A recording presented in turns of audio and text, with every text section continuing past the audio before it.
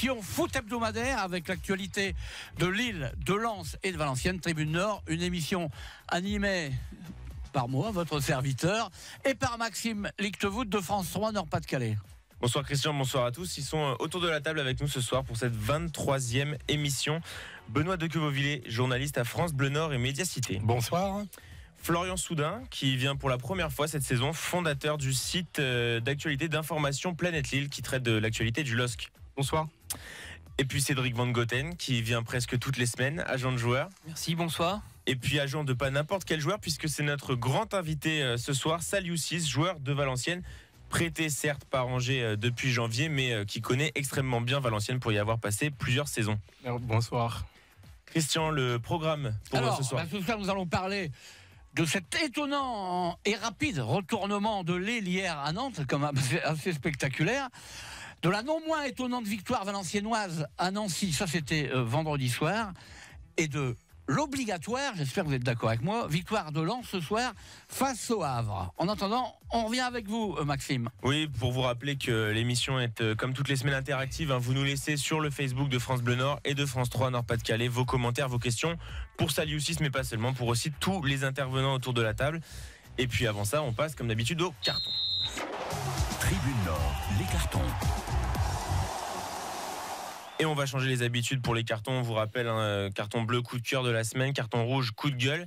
Je vais commencer avec un coup de gueule pas très méchant, mais pour saluer la piètre performance hier soir. Il ne faut pas avoir honte de ces coups de gueule. Hein. Non, j'ai pas honte, mais il était très bon depuis le début de saison, le latéral droit de Lille, le Turc Çelik. Et on vantait notamment ici ses très bons matchs et sa rapide adaptation. Et on peut pas dire que hier il est fautif sur les deux pénaltys, même s'il y en a un qui est un peu plus sévère que l'autre. Et puis même sur le but dans le jeu, il est assez passif. Voilà, c'est, je pense, son moins bon match de la saison. Et vu qu'on est exigeant avec les Lillois parce qu'ils sont deuxièmes, et ben on note aussi quand ils font de mauvaises performances. Parce que regardez Benoît, quand il y a un coup de gueule, il assume. Vous êtes en train de dire que j'assume pas? Si, non, mais je veux dire, faut pas vous donner. Non, il n'y a pas de problème. Donc carton rouge pour Çelik.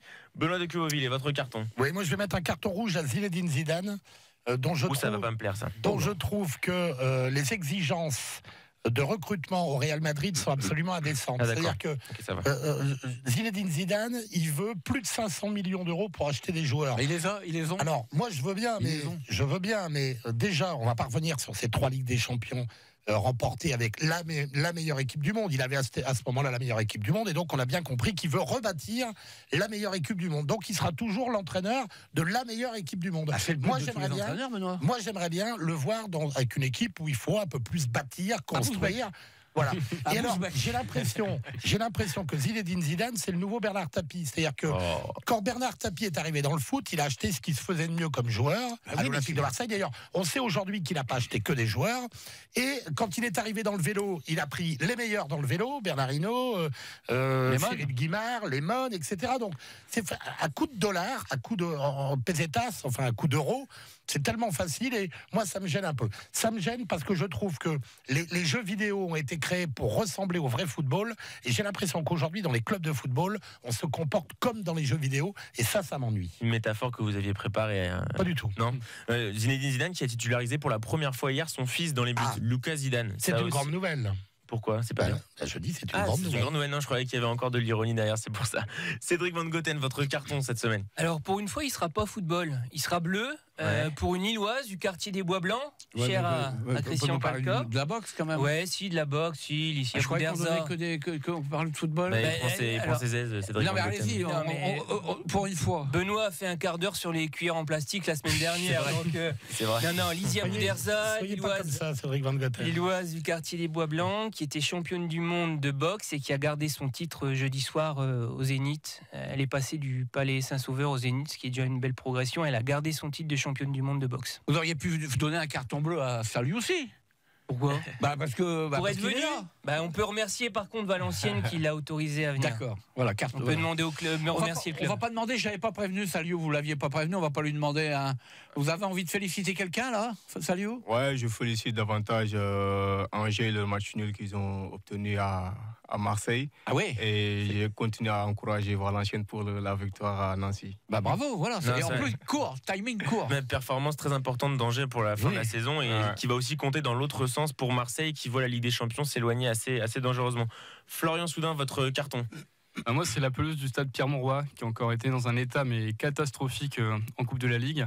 On le voit là déjà depuis le début de saison, Lille souffre des fois aussi de cette pelouse.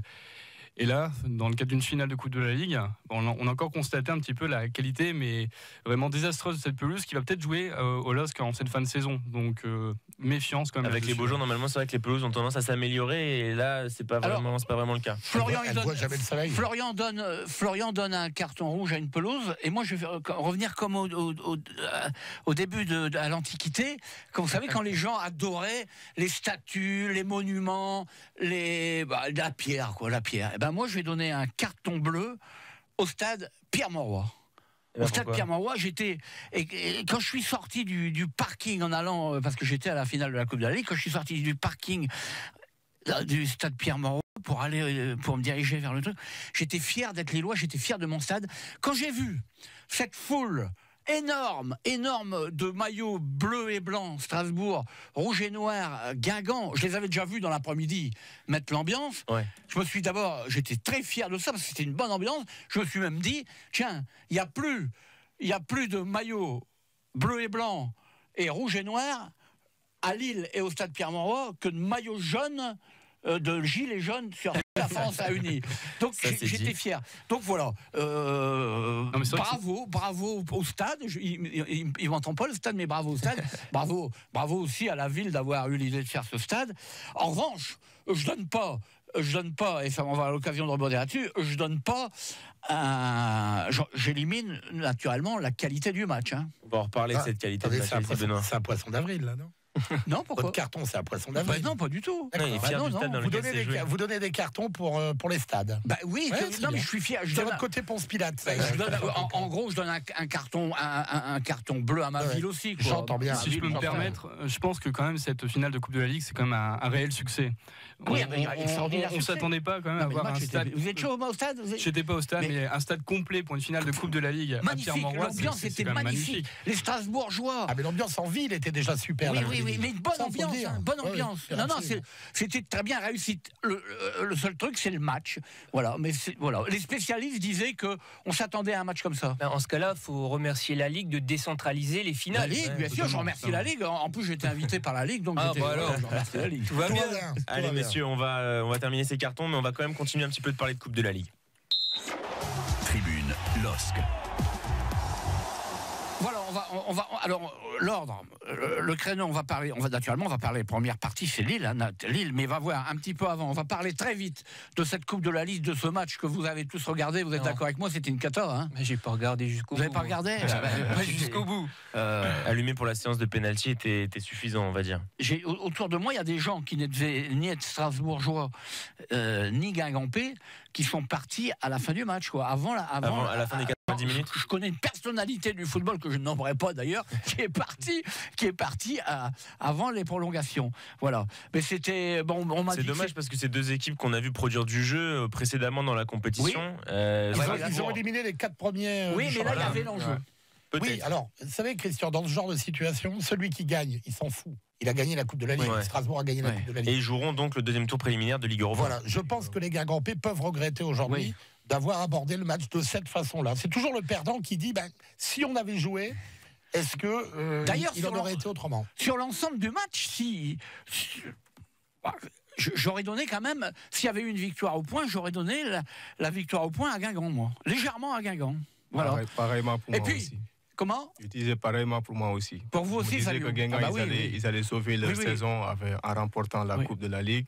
Ça va leur faire du bien pour aller chercher le maintien en championnat aussi. Et puis en même temps, très vite, je donne un petit coucou aussi, on va se faire plaisir à France Bleu, pas nous, mais à France Bleu, nos confrères de France Bleu, Alsace et Guingamp, qui avaient fait une belle opération.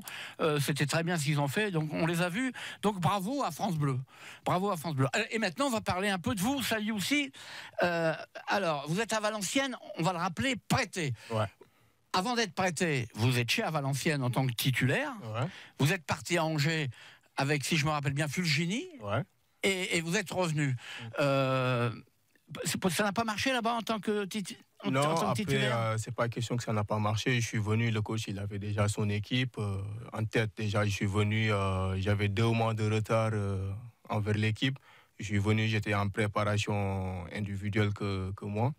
Donc après, il a fallu que je puisse travailler pendant 2 mois pour pouvoir être dans le groupe et puis participer de certains matchs. Donc après, le coach, il faisait ses choix comme il le faisait. Je voyais que je ne jouais pas beaucoup. Après, voilà, avec mon agent, ils ont pu trouver un prêt pour que je puisse revenir à Valenciennes. Et là, les spécialistes, c'est vous, spécialiste. Vous dites si je me trompe. Vous êtes votre spécialité, c'est vous êtes latéral droit en général. Latéral gauche. Latéral gauche. Latéral gauche. Ouais, le droit, c'est Dos Santos. Ouais. Voilà. Latéral gauche. Et votre spécialité, c'est vous monter, d'après ce que vous montez rapidement et vos centres. C'est un peu ça. Après, mon point fort. Vous êtes attaquant un peu aussi. Ouais, je suis un peu, on va dire, comme le milieu offensif. Oui. Après, voilà, ça commence à changer depuis un bout de temps, que je me rends compte que, voilà, avant, c'est bien d'attaquer, mais après, il faut bien défendre derrière, il faut bien défendre, sécuriser la maison. Après, si on a les possibilités à apporter offensivement, on n'hésite pas d'y aller quand même. Alors, pour que ce soit bien clair, pour les gens qui ne sont pas des spécialistes du football, nos auditeurs et nos spectateurs sur le Facebook de France 3 Nord-Pas-de-Calais ne sont pas tous des spécialistes. Il y en a qui regardent, moi j'en connais qui sont pas plus spécialistes. Et donc, une fois que la saison est finie, là, vous retournez à Angers. Vous êtes prêté, vous retournez là-bas. Ouais, je suis prêté, j'appartiens à Angers, donc je suis venu pour 6 mois et puis repartir à Angers. D'accord. Qu'est-ce que vous pensez faire après? Est-ce qu'il y a éventuellement déjà une réflexion qui est entamée, vous, avec vos représentants, même le club d'Angers, pour éventuellement un projet d'essayer de vraiment s'inscrire dans la durée à Angers, ou alors vous préféreriez éventuellement revenir définitivement sous forme... après, sur ce domaine, moi, je laisse mon agent et puis les clubs voir ça. Moi, mon objectif, c'était de... avoir le meilleur possible, avoir trouvé du temps de jeu dans les terrains, retrouver les terrains. Donc après, si je dois rester à Angers, il y a mon agent, il va s'en parler avec les dirigeants d'Angers. Après, on verra pendant la fin de la saison. On a pas mal de réactions des supporters valenciennois qui vous remercient énormément sur les Facebook de France Nord-Pas-de-Calais, France Bleu Nord pour votre retour. Il y a pour maillot aussi. Pour votre maillot dédicacé qui est derrière. Voilà. Valenciennes qui est maintenant, on a plus de maillots de Valenciennes que d'autres équipes dans le studio. Ça rééquilibre. Une question des supporters valenciennois qui vous demandent tout simplement. On vous trouve très performant plus haut, comme le disait Christian, c'est une de vos qualités, les montées sur le côté. Vous préférez jouer quoi? Plutôt latéral gauche avec, on va dire, la liberté de monter, ou carrément vous préféreriez jouer ailier gauche? Je préfère jouer arrière gauche. D'accord. Ma position, j'ai été formé comme arrière gauche, du coup. Dernière question, ce qui vous concerne, de mémoire, déjà avant que vous partiez à Angers, j'avais remarqué sur certains matchs, vous êtes un peu chaud la braise des fois, vous êtes un peu sanguin. Ouais, mais après, un peu sanguin.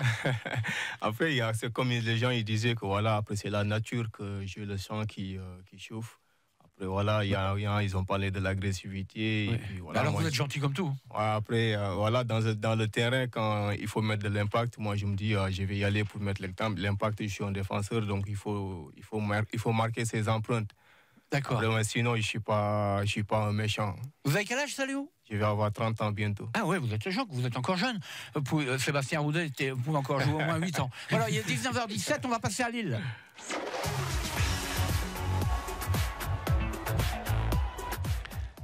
Alors Lille, retournement extraordinaire. Hein. Hier, le dimanche, j'écoutais le match de notre confrère Charles Guillard. Quand j'ai le deuxième but, la 57e minute, Lille encaisse 2-0. Tout de suite, dans ma tête, j'ai pensé à l'émission, j'ai pensé à ce soir où j'ai eu catastrophe. Vous avez eu peur pour vos paris? Oui, non, mais c'est pas ça. Mais mon plan, moi j'étais resté sur le point presse du vendredi avec Tcheka qui était venu hyper décontracté. On a passé le vendredi, on a passé une séance d'avant-match d'interview formidable. Il y a longtemps que j'avais pas trouvé l'ambiance aussi bonne.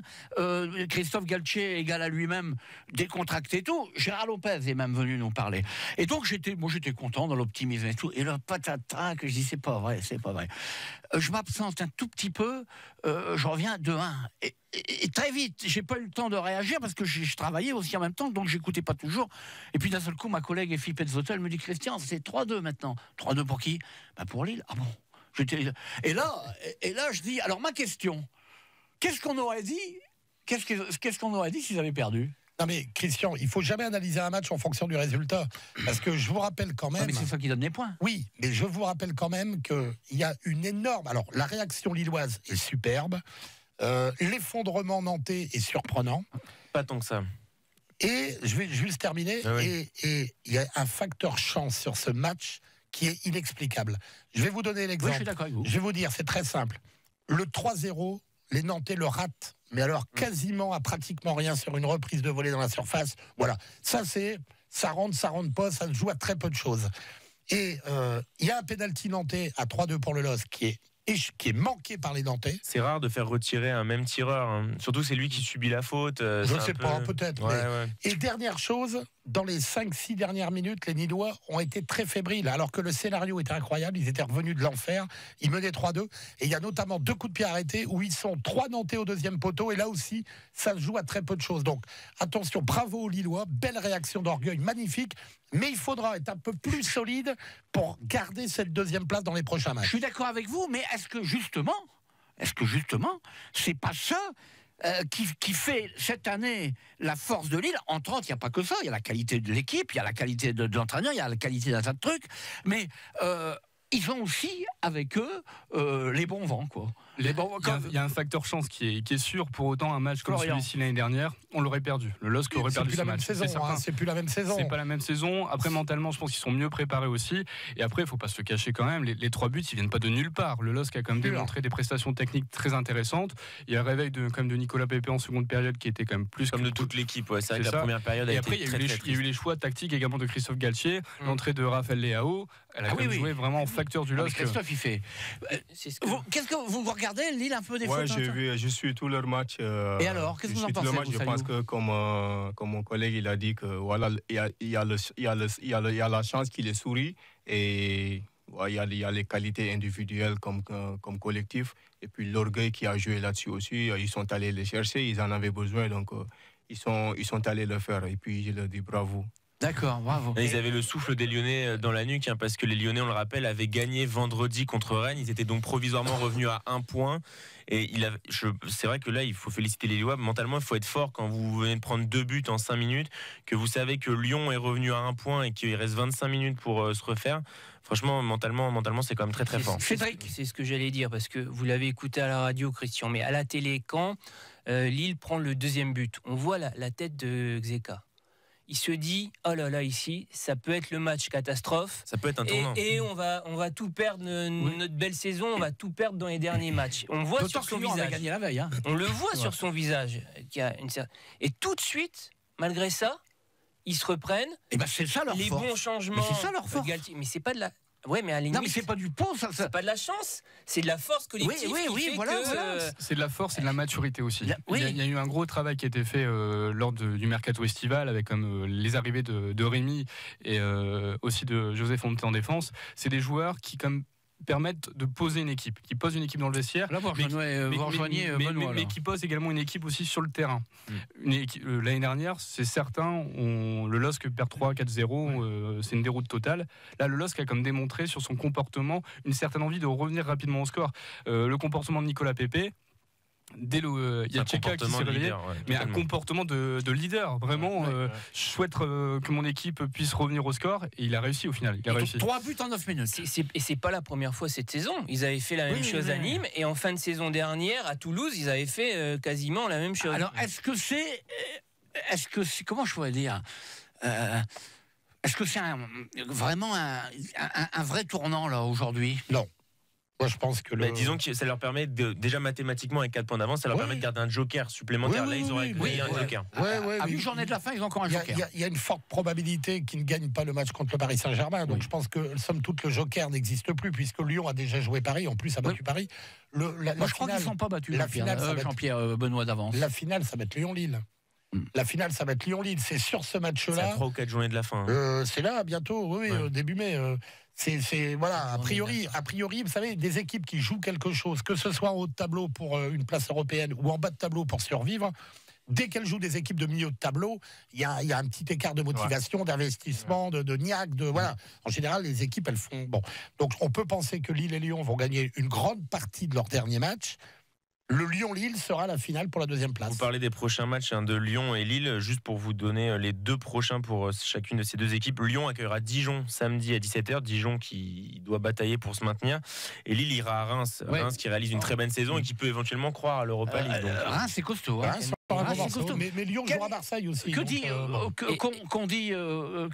dit les internautes sur les supporters lillois, naturellement. Ce sont on a eu des oufs de soulagement sur les réseaux sociaux pendant tout le match. On est passé de mais quelle catastrophe. En plus, Lyon a gagné avant-hier à c'est incroyable. Enfin voilà, l'amour décuplé auprès des supporters lillois qui ont vibré. Je pense que c'est pas mal comme match. Ça donne le tempo pour le sprint final. Je vais prendre une métaphore cycliste. Moi, j'aime bien. Je pense que les Lillois ont trouvé la bonne bordure, le bon vent. Ouais, mais après, messieurs, soyons réalistes. Hein. Le gros résultat du week-end pour Lille, c'est le match nul de Marseille contre Angers. Ouais, parce que là, le podium, c'est ils sont à 12 points. Ça veut dire que le podium, c'est acquis. Bon, hein. Or, la deuxième et la troisième place, a priori, la troisième est quasiment sûre d'être qualificative pour la Ligue des Champions. Après, ça veut dire qu'aujourd'hui, Lille a un pied et demi en Ligue des Champions. Après, il ne faut pas oublier que Lyon a encore une demi-finale, voire une finale de coupe. Et c'est plus de matchs, plus de risques de se blesser, de prendre des cartons. En plus... Dites-moi si je dis pas de bêtises. Quand vous allez en Ligue des Champions, même en passant par le tour préliminaire, et quand vous êtes éliminé en sortie de poule, vous retombez en Ligue Europa, hein, normalement. Ouais, mais là, avec vous savez, c'est ce qu'Olivier Brochard nous avait expliqué, avec le fait que la France soit 5e à l'indice UEFA et que d'autres équipes dans d'autres championnats vont aller directement, etc. Ça veut dire que la 3e place française serait directement qualificative pour la Ligue des Champions. C'est de ça qu'on parle. Ah, d'accord. C'est pas de tour préliminaire, c'est directement en Ligue des Champions. Après, moi, je vais reprendre les propos de Gérard Lopez ce week-end. Lille n'a pas 6 points de moins parce que Lille joue Paris et Lyon. Lille a 4 points d'avance à l'heure actuelle. Bien sûr, évidemment. C'est des choses qu'il faut quand même bien prendre en compte. Et face à Paris, mentale, ça compte. Et face à Paris, sincèrement, rien n'est fait. Moi, je suis intimement persuadé, et vous verrez au moment des pronostics à ce moment-là, je peux vous donner mon pronostic. Je pense que Lille, d'abord, je vais mettre Lille gagner, moi. Contre Paris.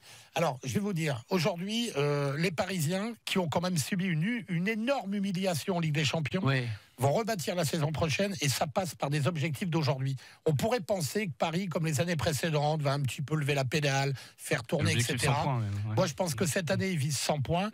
Ils mettront leur point d'honneur à mettre une gifle au 2e du championnat parce que même s'ils ont 20 points d'avance, ils veulent assommer la compétition.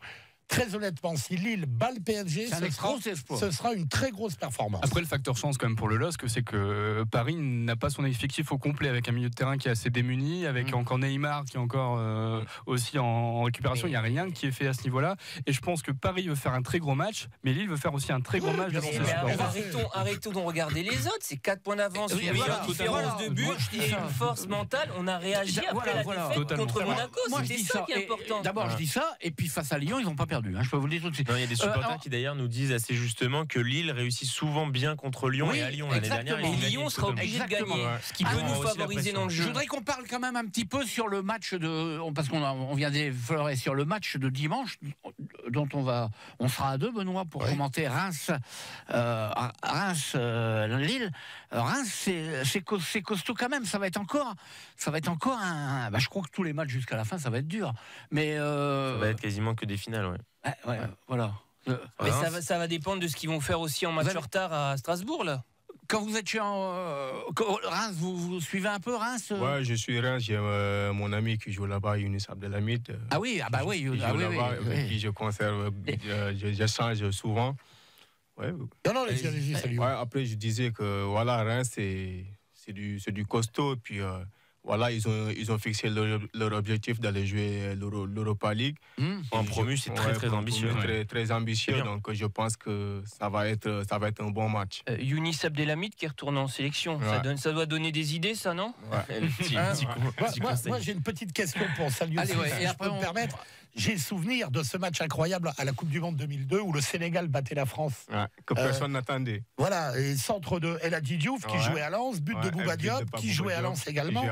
J'ai l'impression qu'il y a un petit peu moins de Sénégalais dans le championnat de France aujourd'hui en Ligue 1 par rapport à cette époque-là. Ouais, par rapport à cette époque-là. Pourquoi là, je me dis que maintenant, les Sénégalais, ils sont plus dans les pays de l'Est. Il y en a des joueurs sénégalais ici en France et tout, mais après, ils sont plus en Allemagne, il y en a en Allemagne et puis en Espagne. Et puis votre capitaine en Angleterre et puis Italie. Vous avez joué beaucoup dans les équipes nordiques. Ouais, j'étais en Norvège avant. En Norvège, où j'ai fait l'Europa League. Entre le Sénégal et la Norvège, il y a une différence de température. Il y avait une grosse différence, ouais. Allez, il est 19h29. Dans un quart d'heure, Maxime, ça va être votre revue du net. On reparlera un petit peu de la Coupe de la Ligue, mais vu des réseaux sociaux. Comme d'habitude, on parlera, d'habitude, ces dernières semaines, on parlera du LOSC, mais des féminines qui ont encore fait un très bon résultat ce week-end. Et puis on parlera d'un compatriote de Salut 6, Yannick Gomis. Tribune VAFC. Allez, deuxième sujet, Valenciennes. Alors là, on va vous mettre sur la sellette. Valenciennes. Un tour de table. Maxime Lictevoet, France 3, Nord-Pas-de-Calais. Benoît de Quevauvillé, France Bleu Nord, Média Cité. Cédric Van Gotem, agent de joueur. Salut aussi, latéral gauche à Valenciennes et à Angers, puisqu'il est toujours en propriété à Angers. Et puis Florian Soudain, c'est comme ça, tombé soudainement, de Planète Lille. C'est bien ça, oui. Voilà, alors on passe à Valenciennes. Valenciennes qui nous a encore gratifié. Vous avez joué, j'ai pas suivi. Non, je suis rentré à 5 minutes dans les fins temps. Ouais. Temps additionnel. D'accord. Alors, je vais vous attaquer tout de suite. Après, je vais laisser la parole à mes collègues. C'est quoi cette manie? Moi, j'ai toujours, mes camarades sont témoins pour le dire, j'ai toujours pensé que Valenciennes avait une bonne équipe et tout, mais c'est la douche froide sans arrêt, quoi. Très bon, on se dit, ça y est, ils sont partis. Boum, très mauvais. Vous faites vous faites 2 victoires consécutives. Vous allez gagner à Brest. Vous recevez Orléans 4-2, je crois que vous perdez. Non, 4 buts à 1. 4-1. Et donc on se dit, ça y est, ils sont repartis dans leur travers. Vous allez à Nancy, c'était pas facile d'aller à Nancy. Non, parce que Nancy joue sa survie. Il est resté sur 3 victoires à Nancy. Ils avaient fait 4 victoires sur 5 matchs. Voilà, et vous gagnez. Alors comment ça se fait, Salio? Ouais, mais après, nous, notre problème cette année, depuis janvier, on est quand même sur une bonne dynamique de victoire. Oui, c'est ce que dit votre entraîneur d'ailleurs. C'est ce que disent les chiffres. Hein. Vous êtes 2e sur la phase retour. Oui, c'est ce que dit Aginaré. Donc je me dis que le problème pour nous, c'est qu'on a du mal à aller chercher le 3 sur 3. Et une fois qu'on arrivera à passer ce cap, ça fera énormément de bien en Valenciennes. Et nous sommes là-dessus en train de travailler pour y arriver. Normalement, là, vous avez 37 points. Le maintien n'est pas encore acquis, il sera acquis quand vous aurez les points mathématiques, mais c'est quand même bien parti. Et donc, normalement, vous pouvez jouer les matchs qui vont suivre, les 8 derniers matchs, dans la sérénité, tranquille, bien travailler avec votre entraîneur qui fait, et je le dis, vraiment un bon travail. Vous pouvez travailler dans la sérénité et tout. Et pourtant, j'ai peur pour vous. Je vais vous dire pourquoi j'ai peur pour vous. Parce que vous êtes 11e. Vous êtes 11e. Ouais. Le 10e, vous avez 37 points. Le 10e a 42 points. Je dis, ça y est, j'en connais quelques-uns qui vont gamberger. Ils vont se dire, on peut plus gagner de place. On va jouer peinard jusqu'au bout. Alors que... Voilà, c'est ça. C'est un objectif de jouer la 10e place ou pas? Ouais, nous, le meilleur on fixe notre objectif plus que la 10e place même. Si on peut être 7e place ou 8e place, pourquoi pas. Mais l'objectif, c'est d'abord aller chercher le maintien, ce qui est l'objectif. Une fois qu'on sera déjà maintenu, après, c'est là-bas qu'on doit aller chercher ceux qui sont un peu plus devant nous. Et j'espère qu'on le fera. Benoît de Quevauvillé. Une des raisons de vos mauvais résultats, c'est parce que vous encaissez énormément de buts. Ouais. Vous qui êtes défenseur, comment vous expliquez que Valenciennes... Vous êtes responsable. Défenseur, voilà. Pas responsable. Ouais, après, c'est compliqué. C'est toujours pas bien d'encaisser des buts. Il faut toujours en mettre et puis faire le maximum et de ne pas en prendre.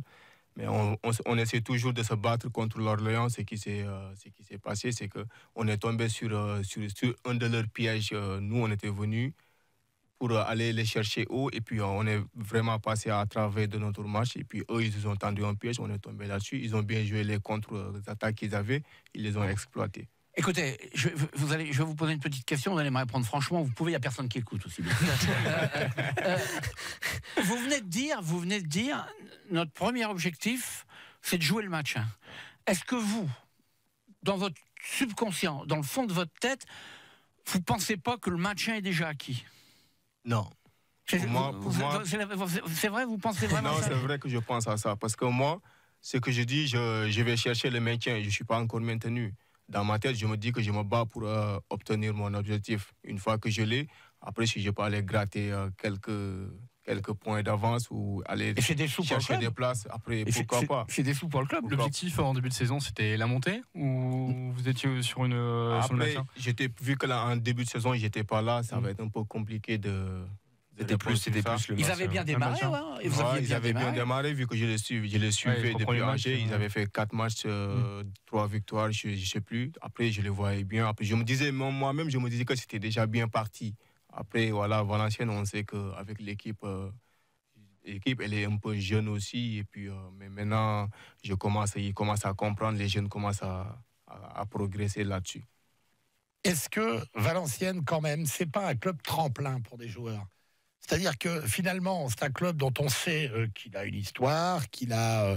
voilà, mais il n'a pas un palmarès extraordinaire. Est-ce que finalement, quand on est jeune joueur à Valenciennes, on n'est pas à Valenciennes en espérant aller en Ligue 1 Est-ce que c'est pas ça le problème? Après, tout objectif est de viser le plus haut possible. Si on est jeune et qu'on a la chance de jouer à Valenciennes, si on a les possibilités d'aller gratter les clubs en Ligue 1, je me disais pourquoi pas, parce que cherche toujours à aller vers l'avant. Parlez un peu plus dans le micro, Saliou. Aller vers l'avant. Et puis, si jamais Valenciennes, c'est déjà bien pour un jeune qui débute. Et puis, si tu peux aller chercher en Ligue 1, moi, je dirais, je suis preneur. Mais après, il faut d'abord se battre pour pouvoir faire monter l'équipe. Et ça s'est beaucoup vu les dernières saisons entre Saliou à Angers, Fulghini, comme vous le disiez, Benoît, Angers, Tamézé à Nice, Touzard, il y en a Touzard à Lyon. Il y a quand même eu plusieurs joueurs. Il y en a pas mal. Il y a Moussa Niakate qui a fait Metz et puis qui est parti à Mayence en Allemagne. Il y en a d'autres, même, je dirais, Upamecano, le nom m'échappe, qui est parti à Lille et qui est maintenant à Strasbourg. Lebo Mochiba. Il y a Nuno D'Acosta aussi, qui est parti. Kenny Lala. Kenny Lala, avant d'être à Lens, il a commencé. Mais ce qui est dommage dans ces clubs-là, c'est que finalement, tous ces bons joueurs qui ont... Voilà, ils restent quand ils sont encore un peu jeunes. Je vais le redire, parce que c'est vrai qu'on parle toujours du centre de formation de Lille et de Lens, parce que c'est... Mais à Valenciennes, ils ont sorti aussi des beaux joueurs. Ils ont sorti pas mal de bons joueurs. Pas mal. Mais moi, je le redis, ils ont, avec M. Bijota à la tête du centre de formation, un grand professionnel. Puis alors, il y en a un qui fait quand même... Il faut quand même relever aussi la continuité de Robaille, quoi. Vous l'aimez bien, vous? Moi, je suis inconditionnel de ce garçon. Robaille, il a beaucoup de talent, beaucoup de qualité. Il a beaucoup de qualité en lui. C'est un joueur, pour moi, c'est un joueur qui méritait de jouer la Ligue 1 d'aujourd'hui. Après, voilà, on sait que c'est un peu compliqué, mais moi, je me dis qu'il va se retrouver un jour en Ligue 1 et... Pourquoi pas, je ne sais pas si le président il va vouloir le garder pour la saison prochaine, comme ça on va jouer les maintiens, les montées du moins. Mais après, l'avenir nous dira. La saison prochaine. Pour la saison prochaine. Gaëtan Robaille, dans la presse, il a quand même répondu assez clairement à la Voix du Nord. Il a dit que voilà, il y a plusieurs clubs de Ligue 1, 6, 7 clubs de Ligue 1 qui étaient venus au renseignement. Il en est quand même à 9 buts, 4 passes décisives. Il est prêté par le PSG, on le rappelle, c'est son club formateur. Et il a 25 ans, c'est un bon âge pour découvrir la Ligue 1. Il est à 9 buts, 4 passes décisives. On pourrait dire que c'est pas beaucoup, mais il faut rappeler qu'il a eu quelques blessures. Si je ne me trompe pas, il est resté 2 mois sans jouer. Exactement, donc c'est de bonnes statistiques avec ce temps de jeu-là. Dernière question. Alors, l'objectif, c'est... Vous m'avez dit le match 1, mais outre le match 1, vous pouvez encore... Il reste 8 matchs. 8 matchs, ça fait 24 points distribués. Dans la besace. Voilà. Si... vous n'allez pas vous arrêter en route maintenant, quand même. Une fois que vous allez les 42 points ou 43 points, vous n'allez pas vous arrêter. Non, c'est interdit de s'arrêter. Il faut toujours aller vers l'avant. L'ambiance, il y a franchement une bonne ambiance dans les vestiaires. D'accord. Parce que, compte tenu, et là, on ne va pas vous embêter avec ça, c'est pas le propos. Non, mais compte tenu de toutes les incertitudes sur l'avenir du club, on ne sait pas, on n'entend plus parler de rien, là. Hein. Pour l'instant, on n'entend plus parler de rien. Il se passe des petites choses, on en reparlera. Oui, on en reparlera, voilà. Quand ça, Christian, sur les 8 matchs, quand même, il y a 3, Lens, Paris FC et Metz. Il y a des gros. Je voulais dire, le prochain match, vendredi, vous recevez 3. Ouais, là, vous pouvez donner un beau coup de main au club voisin Lens. Hein. Ah oui. Enfin, il y a le derby aussi. Et après, il y a le derby. Non, mais il y a une question quand même, parce qu'on a souvent débattu, on n'était pas d'accord dans cette émission. Oui. Est-ce que. Si on était d'accord, ce serait. Jamais. Si on était d'accord toujours, ça sera ennuyeux. Est-ce que, moi, je pose la question à Sally aussi, qui est avec nous. Est-ce que tout ce qui s'est passé autour de la vente, pas la vente, re-la-vente, etc., est-ce que ça perturbe les joueurs ? Est-ce que dans le vestiaire, on a des inquiétudes, on se dit comment ça va se passer ? Ouais, parfois, il y en a, ils se posent des questions, mais moi, ça m'arrive de temps en temps de me poser des questions là-dessus, mais ça, je me dis que c'est quelque chose qu'il faut voir avec le président, et puis voilà, son entourage et tout. Je ne sais pas s'il va vendre ou il ne va pas le vendre, mais nous, notre objectif d'abord, c'est, comme je vous ai dit, essayer de maintenir le club en Ligue 2. Après, si on peut aller chercher loin, on ne va pas s'arrêter d'aller chercher loin. Une question un peu plus personnelle des supporters valenciennois sur vous, Saliou, et vos nombreux passages, on l'a dit, à Valenciennes. Supporters valenciennois vous demandent tout simplement, vous avez connu différents entraîneurs à Valenciennes. Est-ce qu'il y en a un qui vous a le plus marqué ? On espère que Régine Alray écoute ou écoute pas, mais c'est la question des supporters sur le Facebook de France 3 Nord-Pas-de-Calais. Après ça, c'est une question compliquée à répondre, mais moi je me dis que voilà, les coachs, ils ont tous passé par là et chacun essaie de faire. Vous en avez connu combien à Valenciennes, vous ? J'en ai connu presque tout le monde. J'ai connu presque tout le monde, depuis Garcia jusqu'à Reginald Rey. Ah oui. Donc après, je me dis que voilà, les coachs, ils ont toujours essayé de se donner leur maximum d'eux-mêmes pour essayer de sauver le club. Mais après, chaque personne a sa philosophie, a sa façon de faire. Mais nous, ce qui m'intéressait le plus, c'était voilà, de me donner à fond et puis être dans l'objectif des coachs qui sont passés et puis être dans l'objectif du club. Ok, on arrête sur Valenciennes. Il est 19h40, on va passer avant la revue du net, dans un quart d'heure, c'est le Palcapif. Allez-y, Christian. Le Palcapif tout à l'heure. Alors, écoutez, on va rester dans la même progression. Vous donnerez le classement tout à l'heure. Hein. Oui, le classement du pronostic, je l'ai. Et les résultats de la semaine passée. Oui, monsieur. D'accord.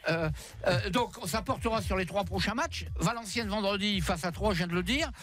Lille dimanche, qui se déplace à Reims, et lundi, Lens qui se déplace à Châteauroux. Voilà, mon cher Maxime, et maintenant, on va passer à votre revue du net. 19h-20h, en direct sur France Bleu Nord et le Facebook de France 3 Nord-Pas-de-Calais. Tribune Nord. Toute l'actualité foot, Christian Palka, Maxime Lictefoot. Ouais, on commence cette revue du net avec, on parlait tout à l'heure de la Coupe de la Ligue et de l'ambiance qu'il y avait avec les supporters. Moi, j'étais pas à Lille ce week-end, mais en tout cas, j'ai vu sur les réseaux sociaux les vidéos des supporters strasbourgeois qui ont fait, alors désolé pour l'anglicisme, Christian, mais c'est le mot qu'on s'appelle, une fan walk, donc c'est-à-dire la marche, on va dire, des supporters strasbourgeois dans Lille. C'était impressionnant, les vidéos. Entre la ville et le stade. Oui, entre la ville et le stade. Dans la ville, c'est les Allemands, c'est les supporters allemands à l'Euro 2016 qui avaient été. Oui, les Belges aussi ont fait ça pour aller. Justement, moi, je crois que c'est mon fils qui m'a dit que c'était les Strasbourgeois copiaient beaucoup les Allemands. Donc, ils sont proches déjà. Il y a juste un pont à traverser. C'est des Allemands, moi je les considère comme des Allemands. D'abord, quand tu vois le public là-bas et tout, donc je me dis, il n'y a que les Allemands qui peuvent.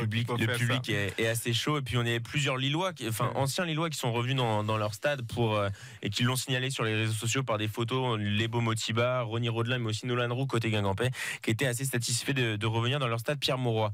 On reparle un tout petit peu du LOSC et des féminines. On le fait régulièrement ces dernières semaines, mais parce que plus on le fait, plus les féminines du LOSC ont de bons résultats. Ah, c'est grâce à vous. Non, j'ai pas dit que c'était grâce à moi.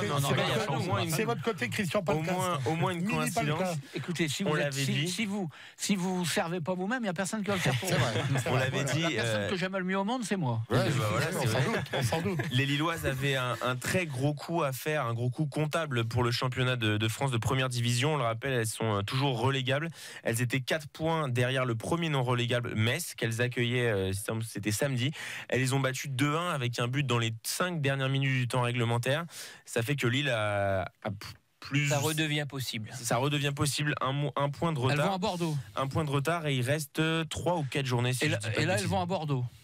Ça va être des matchs compliqués, des matchs couperés, mais en tout cas les Lillois se sont vraiment donné le droit d'y croire avec quelques internationales françaises qui sont dans l'équipe de et elles se sont imposées devant quasiment plus de 1000 supporters quand même présents au domaine de Luchin.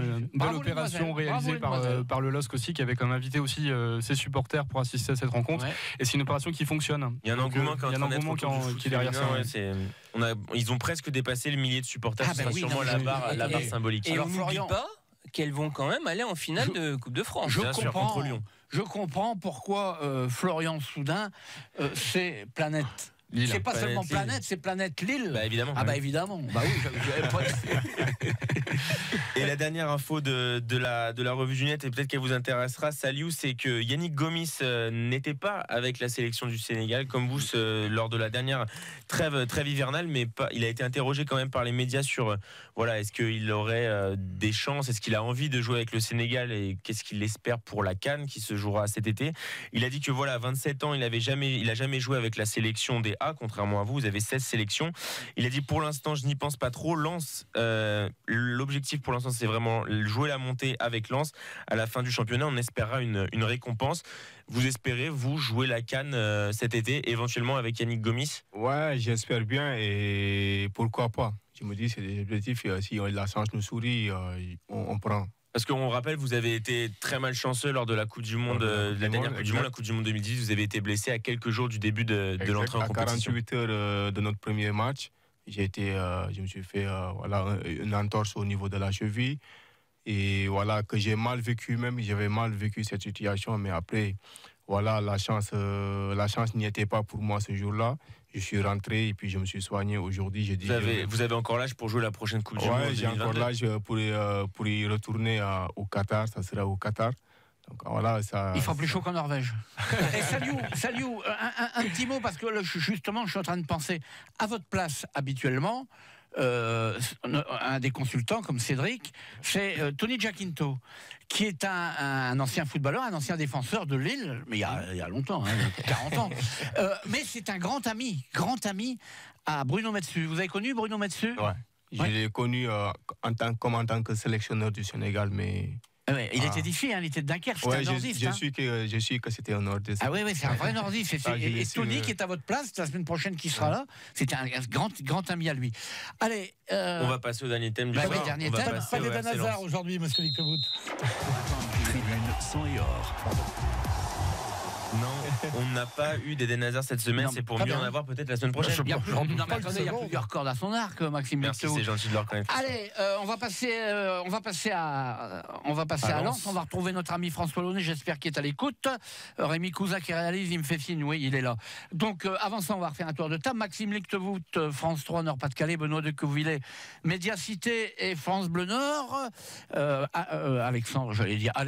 Cédric Van Gotham, agent de joueur. Saliou, latéral gauche à Valenciennes et à Angers.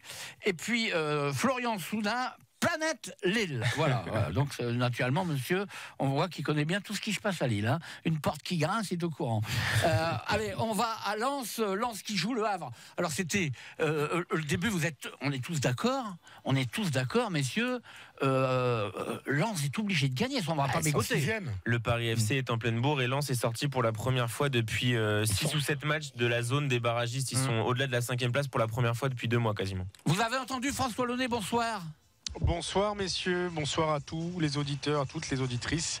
Et bienvenue au Stade Bollaert pour ce match, vous l'avez dit, très important. Lens n'a pas le droit à l'erreur ce soir, il faut absolument s'imposer face au Havre, bien évidemment pour revenir dans la zone des barragistes et puis surtout, l'air de rien, pour prendre la 4e place, c'est pas rien, et pour revenir à 5 points du 2e Brest qui n'avance plus, Brest qui reste sur 4 matchs d'affilée sans victoire. Alors il y a un coup à jouer ce soir pour les 100 et or, et il y a aussi un coup pour se racheter après la défaite avant la trêve internationale sur la pelouse du Gazélec Ajaccio après un no-match, une défaite 1-0. Voilà, Lens a les occasions pour se reprendre, pour repartir de l'avant et pour continuer de rêver à la montée. Évidemment, ça passe par un succès. Tout autre résultat qu'une victoire. Je ne dis pas qu'on parlerait de crise, mais ça commencerait à devenir très inquiétant et dangereux pour la fin de la saison. François, nous on dit ici tous à l'unanimité, Lens est obligé de gagner et vous dites qu'il y a un coup à jouer. C'est pas la même.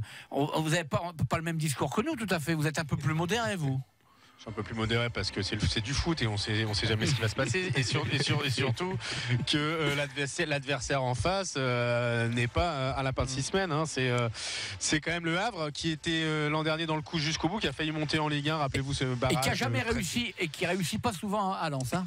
Et qui réussit pas souvent. J'ai discuté avec mon homologue du Havre et qui m'expliquait qu'en fait ce soir il considère ça un peu comme le match de la dernière chance. Il faut s'éclaire nous du côté du Havre. Dès qu'on a la prochaine défaite, elle est rédhibitoire. On pourra plus rêver à la montée. Donc là, voilà, ils espèrent faire un coup. Sauf qu'il y a quand même une statistique plutôt intéressante pour Lens. Le Havre n'a plus gagné à l'extérieur depuis fin septembre. Et puis à l'inverse, Lens réussit très bien à domicile. Voilà, Lens réussit très bien à domicile où ils sont invaincus depuis le début d'année 2019. Le problème, c'est que le dernier succès à l'extérieur du Havre, c'est pas chez n'importe qui, c'était sur la pelouse de Metz.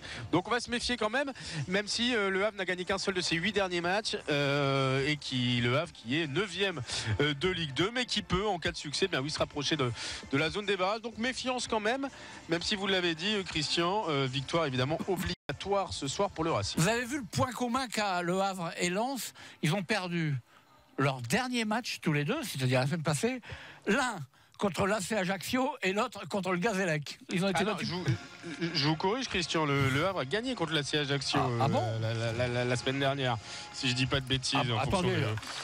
Ils ont gagné 3-1. Attends. Voilà. Ah oui, vous avez raison. Oui. 3-1 contre la CAJ. Oui, vous avez raison. Et c'est d'ailleurs ah oui, donc c'est pas la même statistique alors. Ils ont joué tous les deux contre Ajaccio. Messieurs, ce qui est quand même très inquiétant, c'est ce match catastrophique des Lensois au Gazélec. On parlait tout à l'heure des équipes qui jouent quelque chose et Lens joue quelque chose. Ils jouent les barrages au minimum.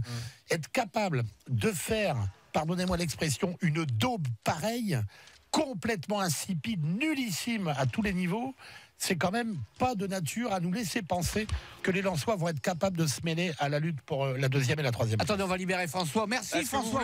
Vous voulez la compo des équipes avant allez-y. Et après on va vous laisser aller vous sustenter. Jean-Louis Lequin qui sera dans les buts, à droite 111.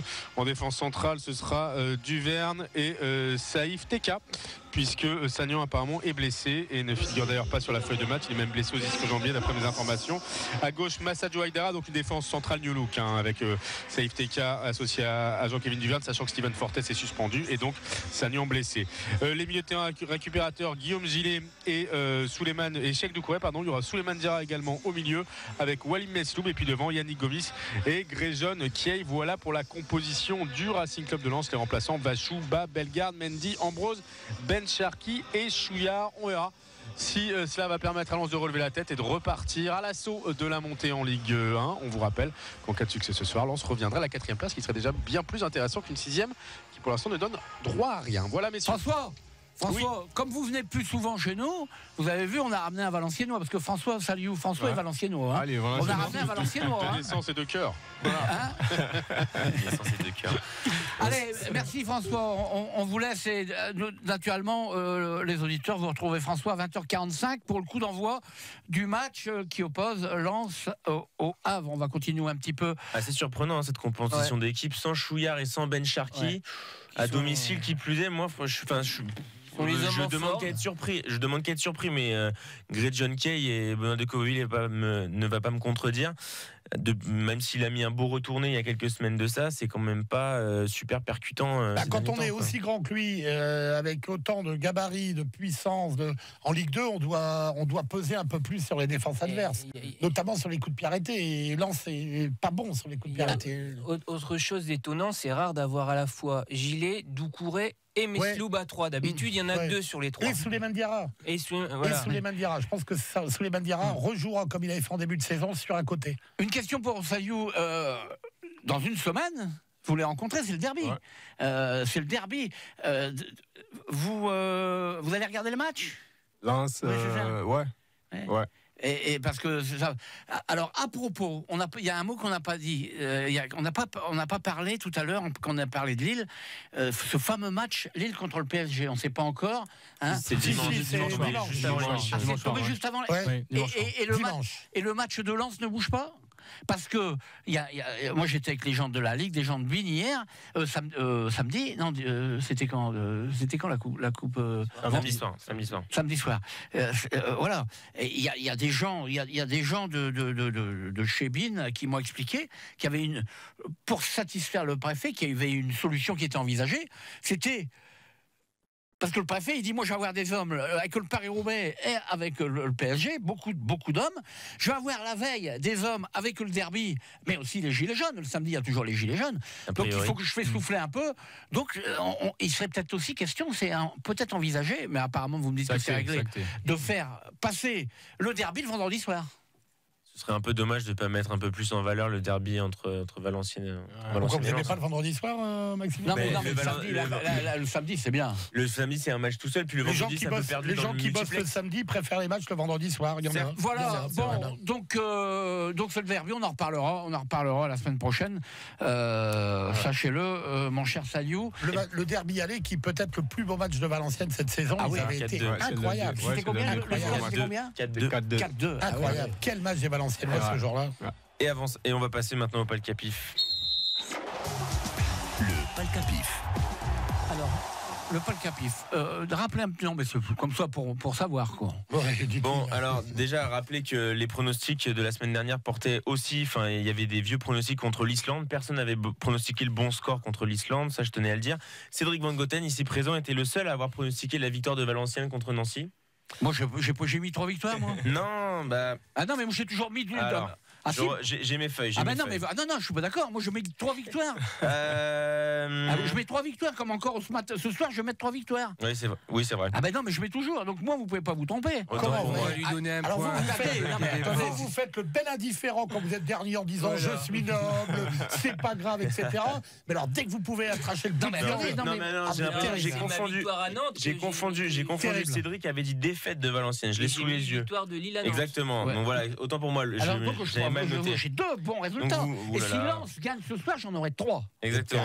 Grâce à ça, vous passez d'ailleurs devant Cédric, vous remontez sur le podium du classement des pronostics. Benoît de Covovilliers est toujours loin en tête et moi je suis toujours loin derrière.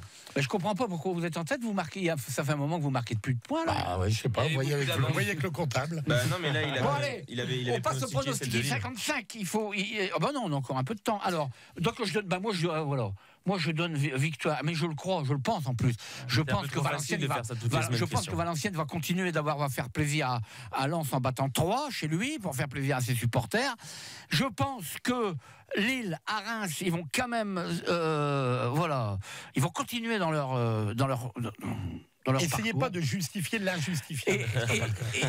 Et je pense que Lens, où je vais t'embêter, c'est pour le derby. C'est que Lens, la semaine prochaine, ils vont où Lens? À Châteauroux. À Lens, ils vont gagner à Châteauroux. Mais Christian Palka, on vous connaît par cœur. Le derby, vous allez dire match nul, pour que tout le monde soit content. C'est votre côté Ponce Pilate. C'est pour ça que vous aimez les cathédrales comme le stade Pierre-Mauroy. Florian Soudain, votre pronostic pour Valenciennes, Lille et Lens? Alors, Valenciennes, une victoire de nos amis valenciennois. Il n'y a pas beaucoup de supporters lillois qui diraient amis valenciennois. Alors moi je suis très ouvert là-dessus et je suis vraiment pour une montée en Ligue 1 de l'ensemble des clubs de la région. De clubs nordistes parce que je pense que pour l'économie de la région, pour aussi fédérer autour des matchs de Ligue 1. On a connu ça il y a 10 ans, 4 clubs. En Ligue 1. C'était les meilleurs moments je pense dans les stades de foot au nord de Paris. Quoi. Donc c'était, si c'est à refaire, il faut le faire mais immédiatement et donc moi je suis même pour. Absolument. Une victoire lensoise la semaine prochaine et même ce soir j'espère nos amis lensois vont s'imposer parce que je souhaite des derbys l'année prochaine au stade Pierre-Mauroy et également au stade Bollaert. Donc vraiment une victoire lensoise. Une victoire lensoise. Oui, une victoire lensoise et également un match nul pour le LOSC par contre le week-end prochain à savoir également qu'il y a énormément de supporters lillois qui seront là-bas. Voilà. Faut se dépêcher. Salut, rapidement vos pronostics. Valenciennes 3. Valenciennes. Valenciennes gagnant. Et Lille et Lens. Lille gagnant. Ok. Je mets Lens gagnant. Voilà, comme moi. Merci, salut. Cédric Van Goten, rapidement. Valenciennes 3 nul, Châteauroux Lens nul, et puis Lille, je suis embêté, j'ai un joueur à Reims. Allez, nul. Nul, d'accord. Benoît de Quevauville. Moi, je veux que Christian Palka ne comble pas de retard sur moi, donc je fais les mêmes pronostics que Christian Palka et je ferai les mêmes jusqu'à la fin de saison. C'est d'une facilité. Il a dit 3 victoires, je dis 3 victoires. Et vous, Maxime? Alors pour moi, ce sera une victoire de Valenciennes à domicile, un match nul de Lille à Reims et malheureusement, je pense que Lens va s'incliner à Châteauroux comme il s'était incliné à l'aller.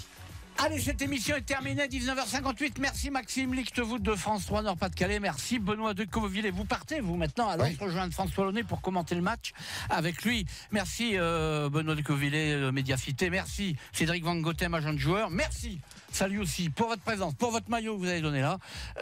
Et merci Florian Soudin de Planète Lille.